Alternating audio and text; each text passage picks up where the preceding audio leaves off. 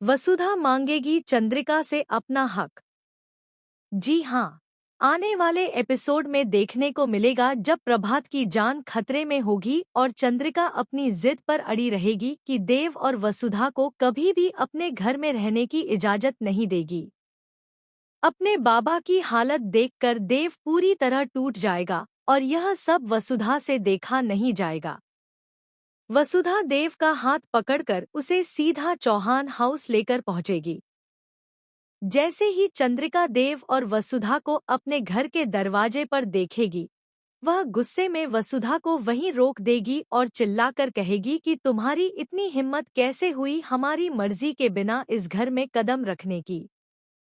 तब वसुधा पूरी मजबूती के साथ जवाब देगी कि यह घर जितना आपका है उतना ही मेरा भी है, क्योंकि मैं इस घर की बहू हूँ।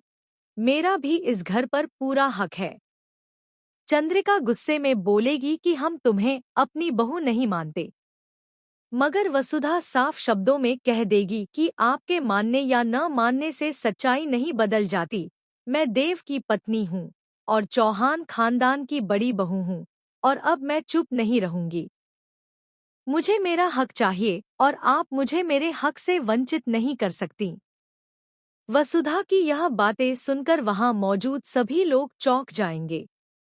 देव भी हैरान होकर वसुधा से कहेगा कि वसु तुम मासा से इस तरह बात कैसे कर सकती हो।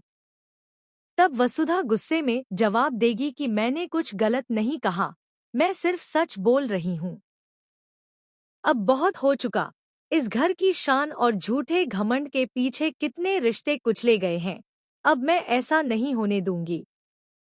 मैं इस घर में नौकर बनकर नहीं, बल्कि इस घर की बहू और अधिकार के साथ रहूंगी। इसके बाद वसुधा देव का हाथ पकड़कर पूरे तेवर के साथ घर के अंदर चली जाएगी। उधर अभि और दिव्या वसुधा के इस बदले हुए रूप को देखकर बेहद खुश होंगे, जबकि चंद्रिका सोच में पड़ जाएगी कि वसुधा इतनी हिम्मत कैसे जुटा पाई। जो लड़की कभी शांत रहती थी आज वही अपने हक के लिए खड़ी हो गई।